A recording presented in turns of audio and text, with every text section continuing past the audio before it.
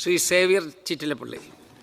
Sir, വിഴിഞ്ഞം അന്താരാഷ്ട്ര തുറമുഖം പ്രവർത്തിപ്പിക്കുന്ന അദാനി വിഴിഞ്ഞം പോർട്ട് ലിമിറ്റഡിൻ്റെ 49% ഓഹരി MSE ഗ്രൂപ്പിൻ്റെ ഉപവിഭാഗമായ ടെർമിനൽ ഇൻവെസ്റ്റ്മെൻറ്റ് ലിമിറ്റഡിനെ കൈമാറുന്നതായുള്ള വാർത്ത നമ്മുടെ ഗവൺമെൻറ് എങ്ങനെ വിലയിരുത്തുന്നു എന്ന് വ്യക്തമാക്കാം.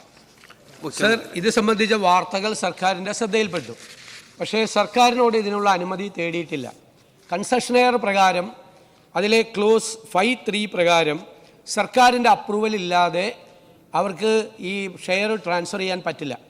സർക്കാരിൻ്റെ അനുമതി വേണം, സംസ്ഥാന സർക്കാരിൻ്റെ അനുമതി വേണം, ചില കാര്യങ്ങളിൽ കേന്ദ്ര സർക്കാരിൻ്റെ കൂടി അനുമതി വേണം. അങ്ങനെ അനുമതി ആവശ്യപ്പെട്ടുകൊണ്ട് അവർ വന്നിട്ടില്ല.